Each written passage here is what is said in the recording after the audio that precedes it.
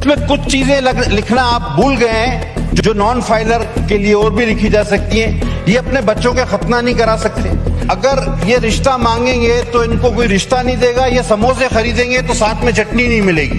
चलते हुए ये दो पैरों का इस्तेमाल नहीं कर सकते, एक पैर से लंगड़ा के चलेंगे ताकि दूर से पता चले कि ये नॉन फाइलर जा रहा है। तो सर ये तमाम चीजें जो है ये मैंने आइन के वो आर्टिकल भी बताए जिसके ये खिलाफ है। अब आगे चलें सर। हुकूमती बेंचों में ये खुशफहमी है, पीपल्स पार्टी हर चीज को सपोर्ट कर जाएगी। यकीन से कहता हूं सर, इस बार ऐसा बिल्कुल भी नहीं है। हम किसी भी ऐसी चीज को सपोर्ट करने नहीं जा रहे कि जो कि अवाम, मुल्क और मुल्क की मफाद के खिलाफ। सेक्शन